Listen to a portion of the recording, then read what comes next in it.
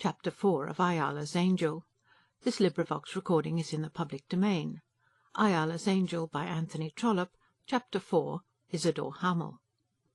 It was suggested to Lucy, before she had been long in Kingsbury Crescent, that she should take some exercise. For the first week she had hardly been out of the house, but this was attributed to her sorrow. Then she had accompanied her aunt for a few days during the half-hour's marketing which took place every morning. But in this there had been no sympathy. Lucy would not interest herself in the shoulder of mutton, which must be of just such a weight as to last conveniently for 2 days, £12, of which, it was explained to her, more than one half was intended for the 2 servants, because there was always a more lavish consumption in the kitchen than in the parlour. Lucy would not appreciate the fact that eggs at a penny apiece, whatever they might be, must be used for puddings, as eggs with even a reputation of freshness cost 2d. Aunt Dossett, beyond this, never left the house on weekdays except for a few calls which were made perhaps once a month, on which occasion the Sunday gloves and the Sunday silk dress were used. On Sunday they all went to church, but this was not enough for exercise, and as Lucy was becoming pale she was recommended to take to walking in Kensington Gardens. It is generally understood that there are raging lions about the metropolis, who would certainly eat up young ladies whole if young ladies were to walk about the streets, or even about the parks, by themselves. There is, however, beginning to be some vacillation as to the received belief on this subject as regards London. In large continental towns, such as Paris and Vienna, young ladies would be devoured, certainly. Such at least is the creed. In New York and Washington there are supposed to be no lions, so that young ladies go about free as air.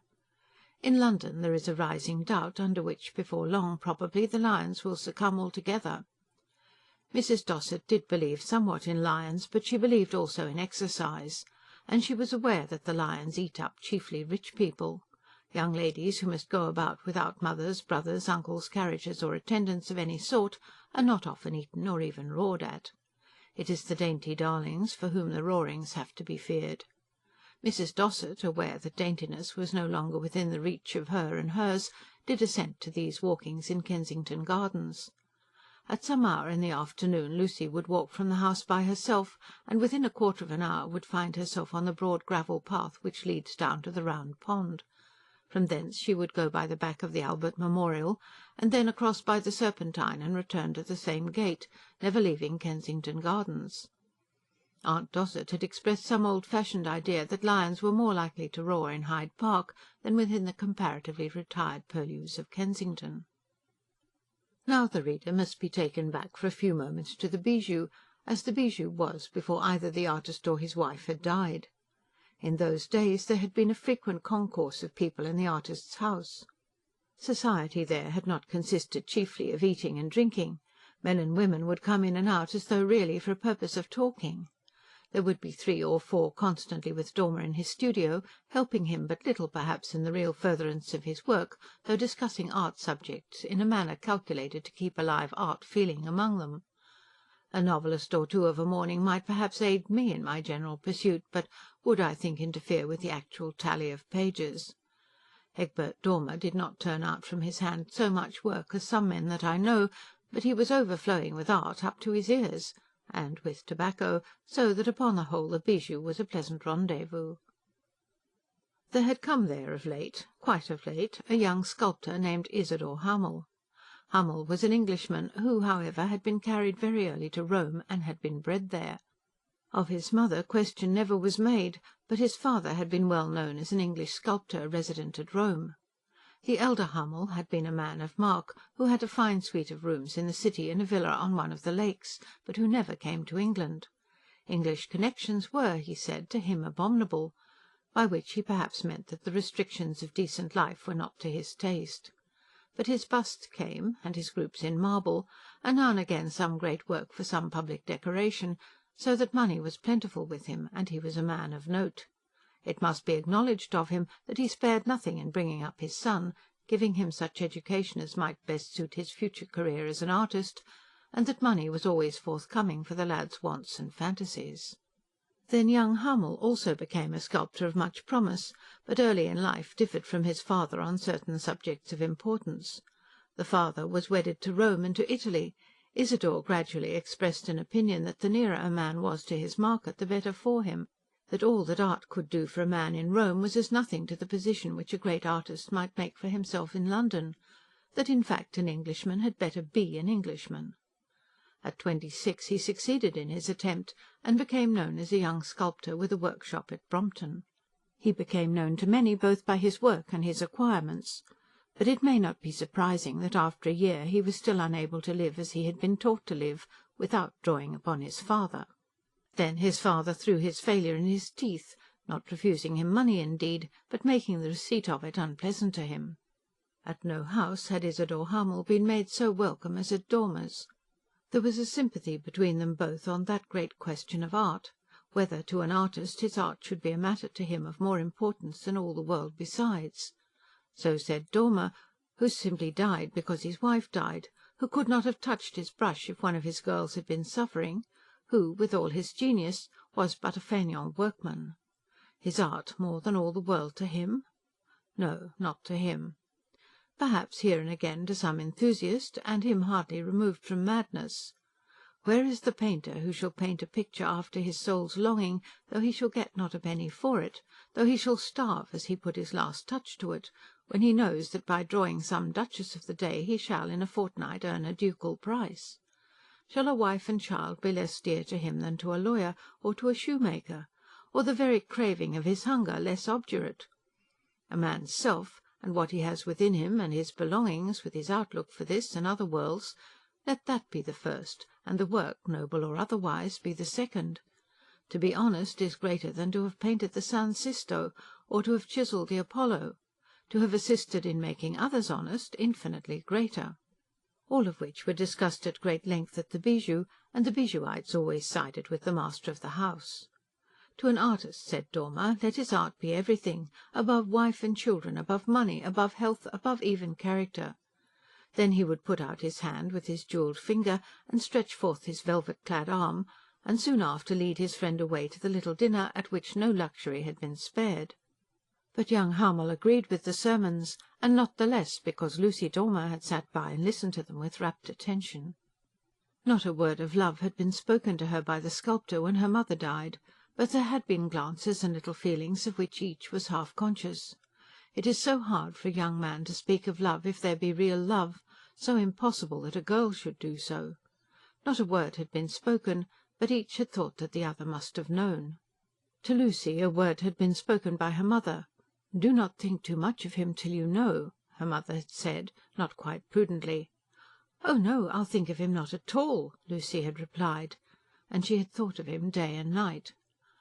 "I wonder why Mr. Hamel is so different with you," Ayala had said to her sister. "I'm sure he's not different with me," Lucy had replied. Then Ayala had shaken her full locks and smiled. Things came quickly after that. Mrs. Dormer had sickened and died. There was no time then for thinking of that handsome brow, of that short jet-black hair, of those eyes so full of fire and thoughtfulness, of that perfect mouth, and the deep but yet soft voice. Still, even in her sorrow, this new god of her idolatry was not altogether forgotten. It was told to her that he had been summoned off to Rome by his father, and she wondered whether he was to find his home at Rome for ever. Then her father was ill, and in his illness Hamel came to say one word of farewell before he started. "You find me crushed to the ground," the painter said. Something the young man whispered as to the consolation which time would bring. "Not to me," said Dormer. "It is as though one had lost his eyes. One cannot see without his eyes." It was true of him. His light had been put out. Then, on the landing at the top of the stairs, there had been one word between Lucy and the sculptor. "I ought not to have intruded on you, perhaps," he said. "But after so much kindness I could hardly go without a word." "I'm sure he will be glad that you have come." "And you?" "I'm glad too, so that I may say good-bye." Then she put out her hand, and he held it for a moment as he looked into her eyes. There was not a word more, but it seemed to Lucy as though there had been so many words. Things went on quickly. Egbert Dormer died, and Lucy was taken away to Kingsbury Crescent. When once Ayala had spoken about Mr. Hamel, Lucy had silenced her. Any allusion to the idea of love wounded her, as though it was too impossible for dreams, too holy for words. How should there be words about a lover when father and mother were both dead? He had gone to his old and natural home. He had gone, and of course he would not return. To Ayala, when she came up to London early in November, to Ayala, who was going to Rome, where Isadore Hamel now was, Isadore Hamel's name was not mentioned. But through the long mornings of her life, through the long evenings, through the long nights, she still thought of him. She could not keep herself from thinking. To a girl whose life is full of delights, her lover need not be so very much, need not at least be everything. Though he be a lover to be loved at all points, her friends will be something, her dancing, her horse, her theatre-going, her brothers and sisters, even her father and mother. But Lucy had nothing. The vision of Isadore Hamel had passed across her life, and had left with her the only possession that she had. It need hardly be said that she never alluded to that possession at Kingsbury Crescent. It was not a possession from which any enjoyment could have come, except that of thinking of it. He had passed away from her, and there was no point of life at which he could come across her again. There was no longer that half-joint studio.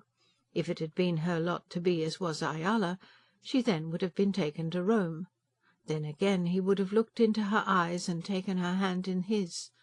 Then perhaps. But now, even though he were to come back to London, he would know nothing of her haunts. Even in that case nothing would bring them together. As the idea was crossing her mind, as it did cross it so frequently, she saw him turning from the path on which she was walking, making his way towards the steps of the memorial.